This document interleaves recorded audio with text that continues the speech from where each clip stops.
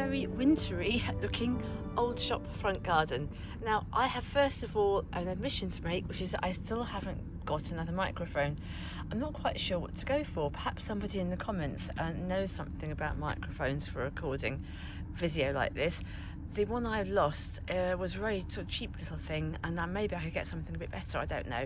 But anyway, that's just an apology because it means I'm going to do the same thing as last time and just give you a little tiny tour, and then we'll just go into the rest of the video. So we'll have to wait till next time for a little sort of face-to-face hello. But you know, I'm here.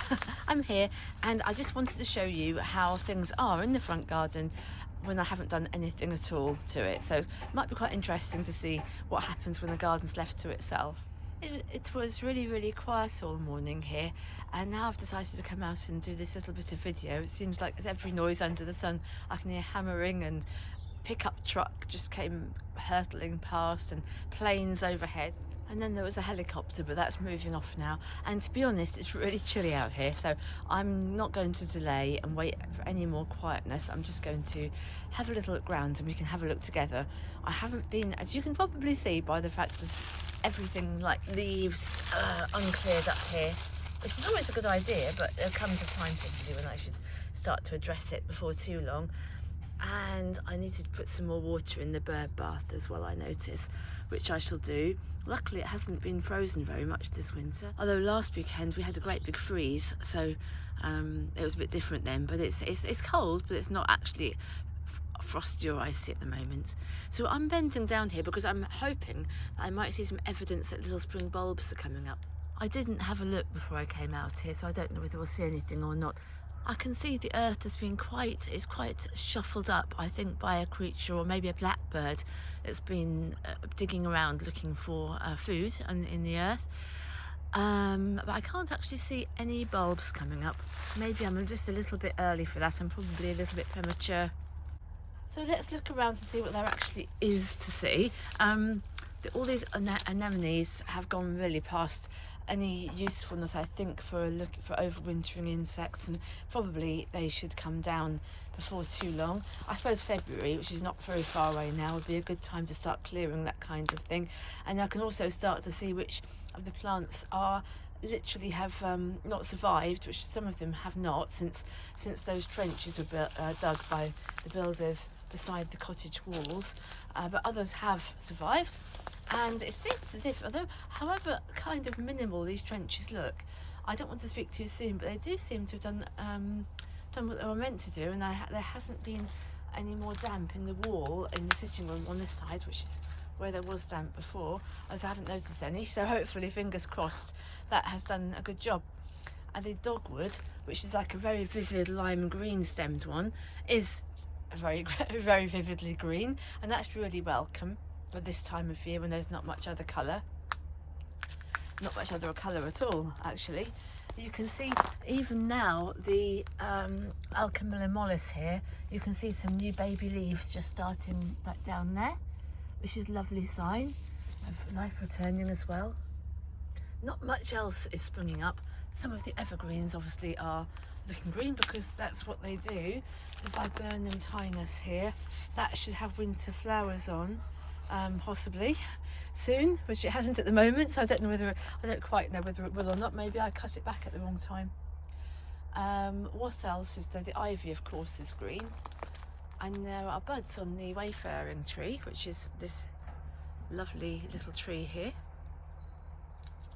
And there's lots and lots of leaves on the ground everywhere, and all the cockle shells I had between the paving slabs, they've really got very displaced and muddled up now. So probably, I was thinking this morning when I was looking out of the bedroom window, that I shall probably buy another big bag of the shells and just refresh it all once I've cleared the leaves up. That's not going to happen anytime in the next day or two, though, I can assure you, because it's not very warm out here. I'm not really quite feeling it yet, but I just thought it would be nice to come out here anyway, just to have I suppose just to balance the fact that last time we had a little walk around the back garden, so thought we would come out this side of the house this time. So we're just looking at things which aren't really doing very much, to be honest, at the moment. But I really like having a record of how the garden is in all seasons, and maybe it's useful or interesting to see how it compares to where you are as well. So there's very little really to see in terms of, well, certainly nothing to see in terms of bulbs coming up. I can't see any at the moment. Maybe, well, there were tulips in this front garden. Maybe it's a little bit early for tulips. It's not as if they are snowdrops or aconites, which are obviously earlier plants. Everything's quite trampled down. I think probably they have had visitors in the front garden here, but I can also see how rewarding it will be when I do get around to clearing away some of the last year's growth here, so everything new can come through. And the holly leaves, there are lots of brown holly leaves on the ground, like here, where I think they've probably come off twigs that have long since been cut down, so they died before they actually came down, as opposed to these green ones here. I think it's quite nice to see how it is now, in contrast to how it will be in maybe a couple of months when things really start to spring forward. And obviously by the time we come to midsummer, it'll be a very different story altogether. And I know from past years this garden will just be a mass of green, and then the colour as well from the geraniums and the roses. Oh, I can't wait for the roses. And already I have been hearing more birdsong. When I walked in this morning, I went for a little walk, and the sparrows were all chirping in the gutters, just as they used to do, which I was quite excited to hear. That's a lovely sign of spring. I keep pausing because I keep hearing more noises. I'm very acutely aware of them, so I hope that you're not too aware of them, too distracted by them. There just seems to be an awful lot of plane activity this afternoon. So I think that's probably all I wanted to say, other than just to welcome you again to this video, in lieu of being able to actually sit and chat to you. It's another plane, would you believe it? Oh, and now the geese are starting up, mind you, I don't mind hearing them.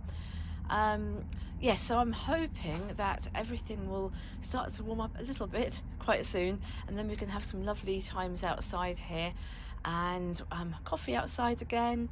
And even I think the garden guardian down here, our little sprite child, will probably be happier because he's not got a lot of clothes on, and the frog, of course, we mustn't forget the frog here, who is sitting very patiently with an oak leaf just behind him, as you can probably see.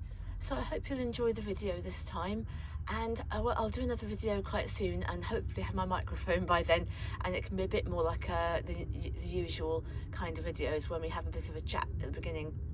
But there is some, well, I think quite exciting footage to show you of somewhere I've never ever been before, and it was really, really fascinating. And I'd encourage anybody who hasn't been to the Whittlesea Straw Bear Festival, and that was me up till this year. And if you're in England, of course, and you can get there, I really encourage you to go if you're interested in folk music and Morris dancing and Molly dancing and the old just the feeling of the old days and ways, really. And a lot of people really enjoying themselves. It was fantastic, and I hope you get a little sense of that when you watch the video.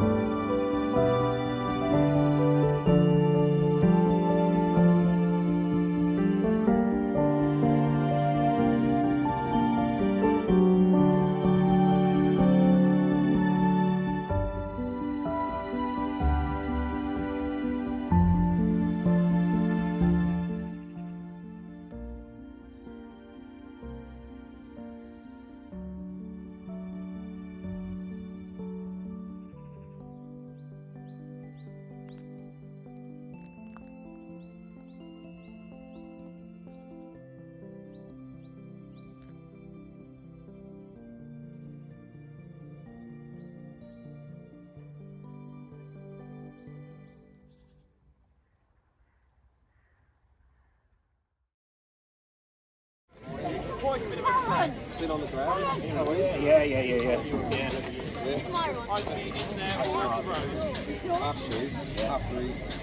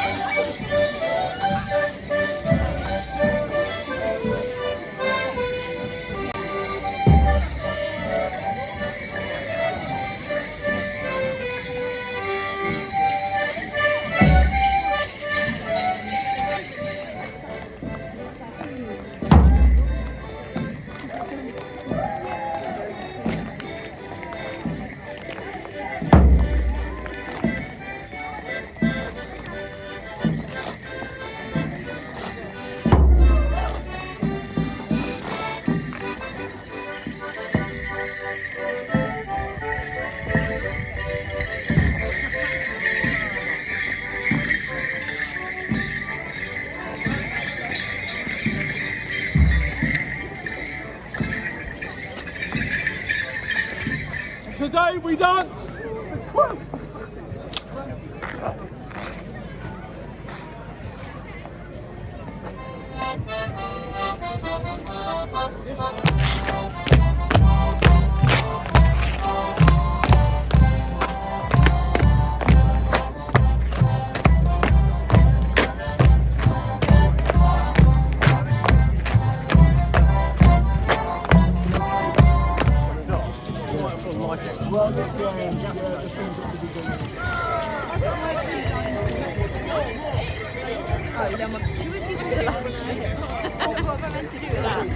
You guys still be hungry. You've had two of those.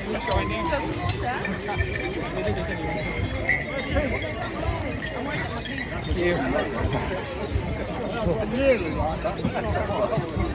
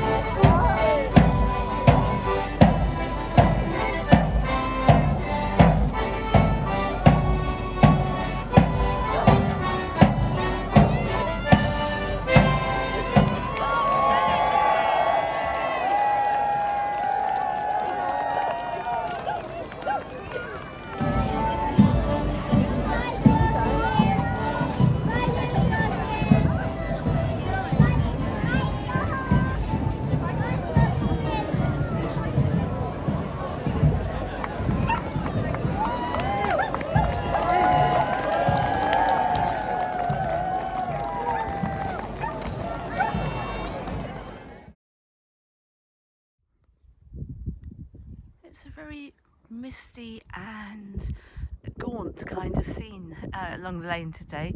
Very misty and grey as it has been all day so far. But I'm going to go for a walk down to the end of the lane, and I thought you might like to come with me, and I have got a purpose in mind, so I'll show you when we get there. The hedge is just as bare as it can be at the moment. It never gets any barer than this.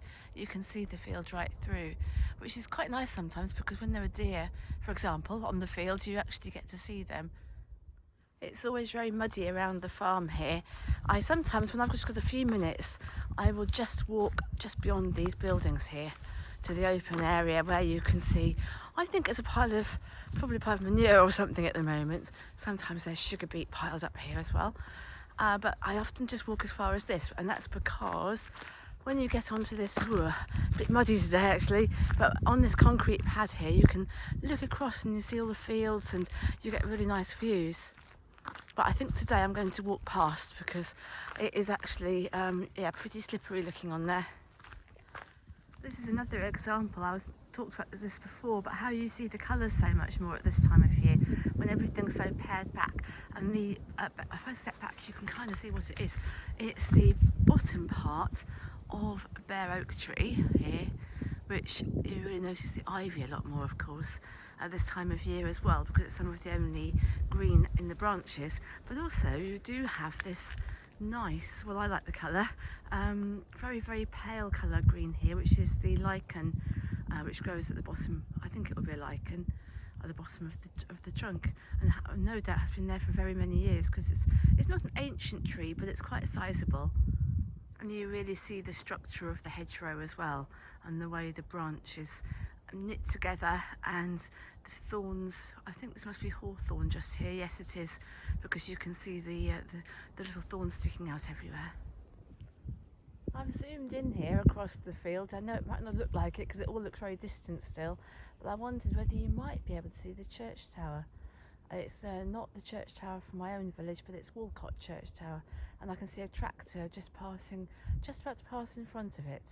So if you can see something moving, then you should be able to see the church tower as well. Very much shrouded in mist today, but that's actually at the sea, or just a field inland from the sea.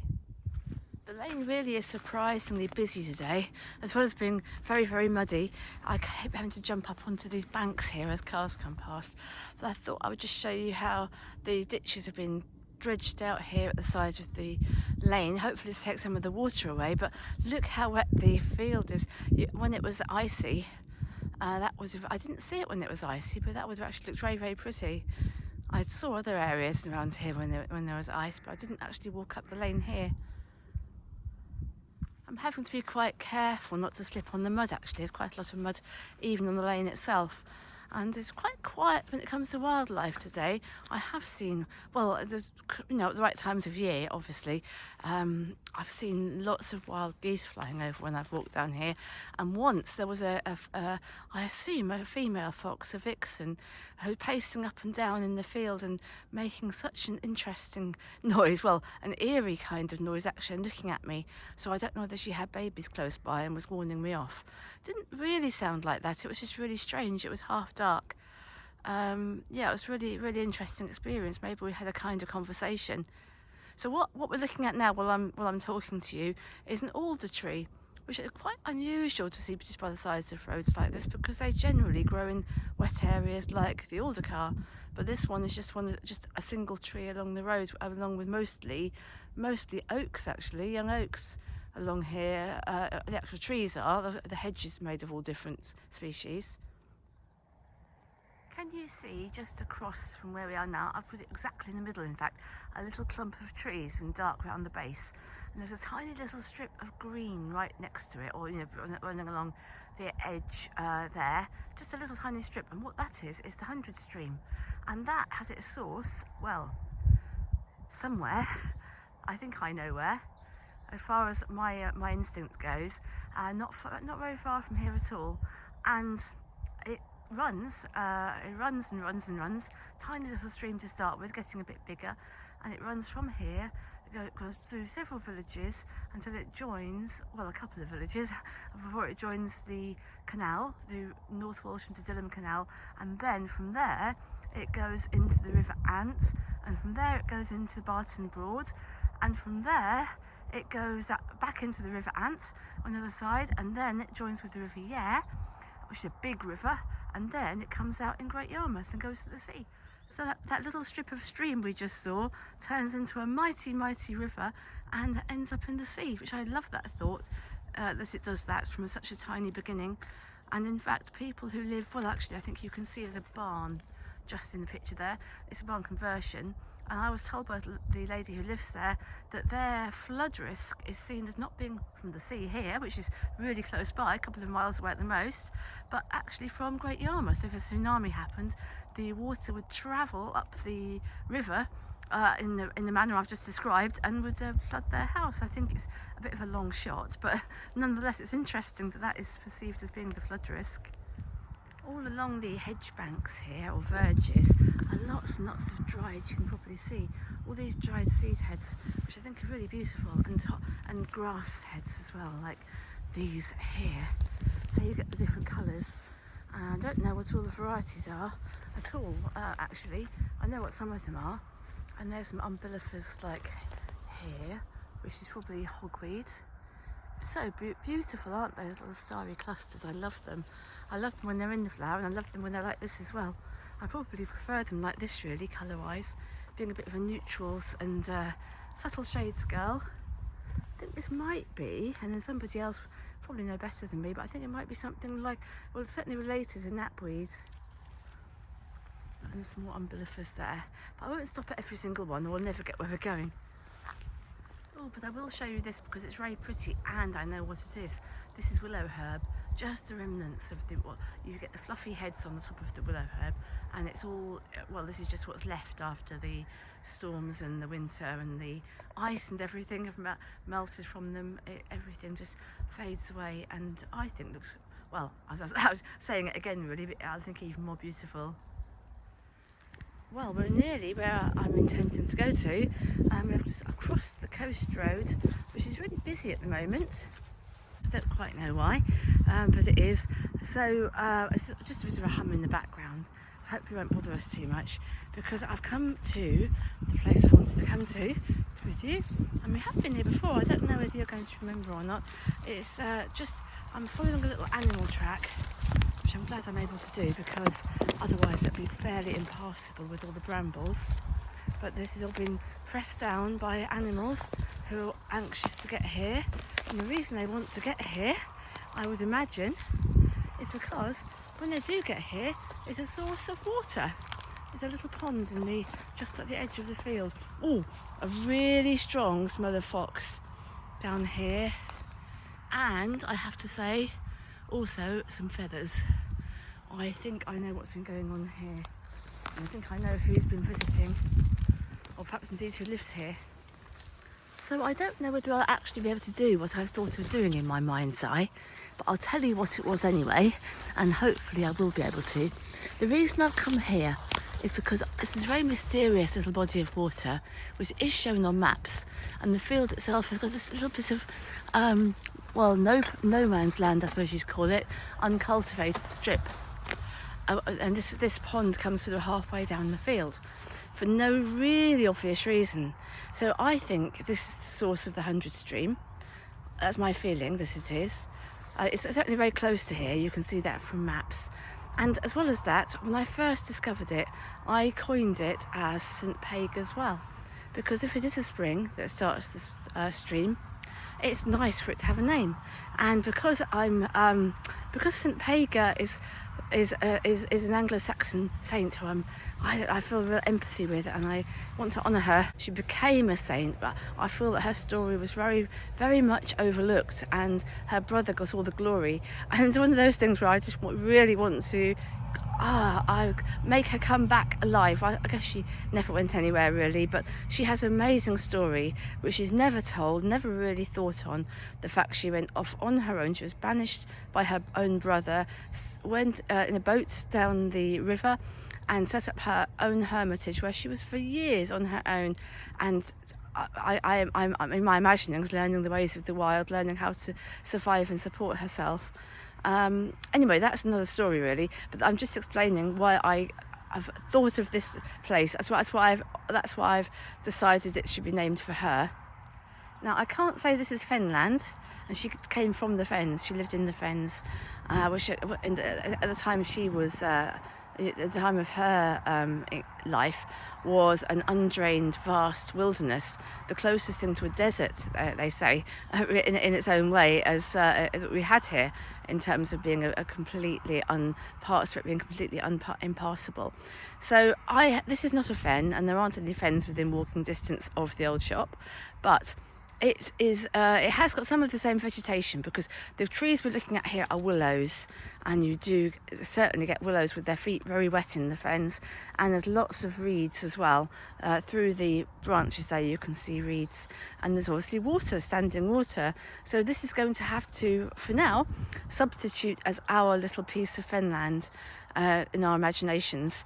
And for that reason I've come here today, because I've actually got something to photograph here. I'm doing a little photo shoot. I'm going to be launching them really soon, the candles. These are the vessels for them. I'll just turn this around so you can see the rune inside. I'm going to be starting actually writing the stories for the candles and all the bits and pieces I need to do to make them, which is quite considerable, because the candles themselves are just a small, the actual physical candle in the pot here will just be a small part of what the project is. The technical term for that would be that the candles themselves were like a limited multiple that was the only actual residue from what was an intangible project. I don't know if that makes any sense at all, but that's how I saw them. The first year I made a project for each of the equinoxes and solstices, so that's 4, and Twelfth Night, that was 5.